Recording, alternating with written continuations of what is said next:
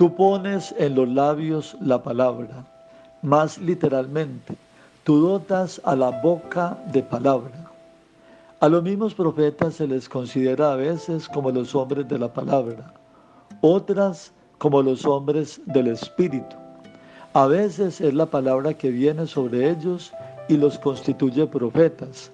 Otras es el Espíritu del Señor que realiza la misma misión.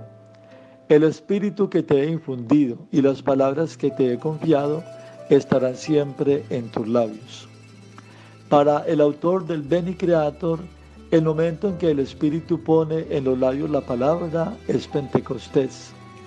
Es allí donde se cumple en efecto la solemne promesa del Padre de la que hablaba el verso anterior y cuyo signo visible es el don de la palabra.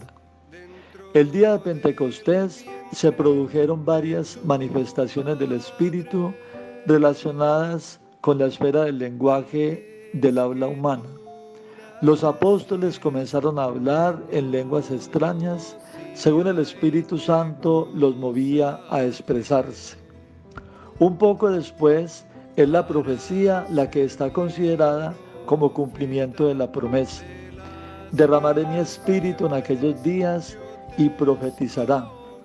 Posteriormente, el don de la palabra se hace visible en el anuncio que Pedro hace de Cristo. En la Escritura, la imagen de Dios que pone en los labios de alguien su palabra está siempre ligada a la profecía. Pondré mis palabras en su boca, dice Dios, del profeta que sucederá a Moisés. A Isaías y a Jeremías les declara: he puesto mis palabras en tu boca.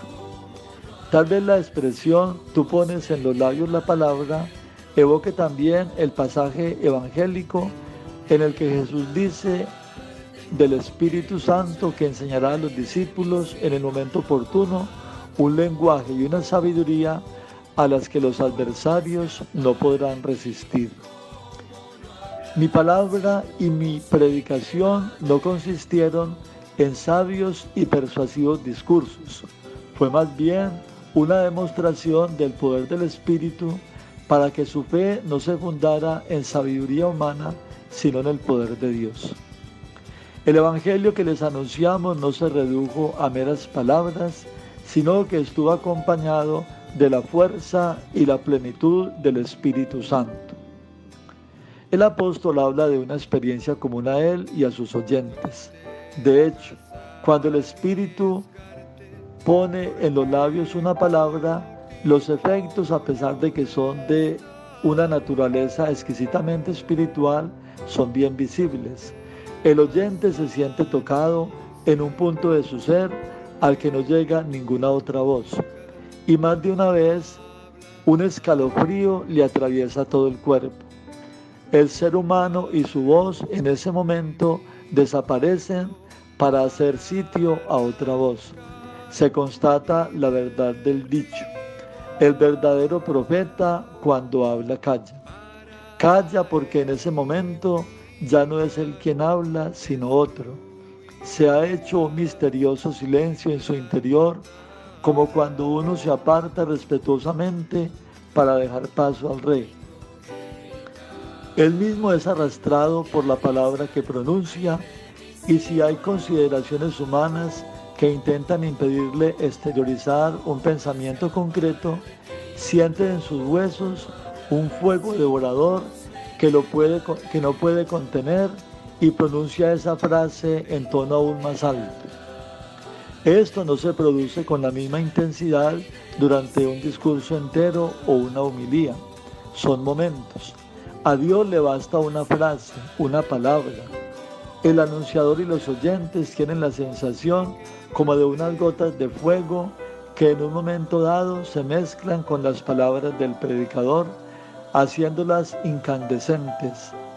El fuego es la imagen que expresa de manera menos imperfecta la naturaleza de esta acción del Espíritu. Por eso en Pentecostés Él se manifestó en forma de lenguas de fuego que se repartían y se posaban sobre cada uno de ellos. De Elías se lee que era como un fuego su palabra que quemaba como antorcha. Y en el libro del profeta Jeremías, el propio Dios declara: ¿no es mi palabra fuego, oráculo del Señor, y martillo que tritura la roca? Oración de San Gregorio de Narek, místico armenio que vivió a comienzos del segundo milenio. Tú que consagras a los apóstoles, inspiras a los profetas, instruyes a los doctores, que haces hablar a los mudos y abres los oídos a los sordos, dame también a mí, pecador, la gracia de hablar con seguridad del misterio vivificante de la buena nueva del Evangelio.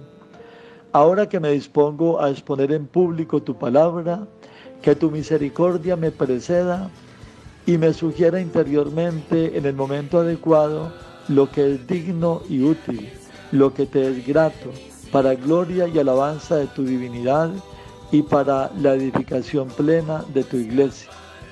¿Cómo no hablar de ti, Señor, si tu voz me quema dentro? Amén.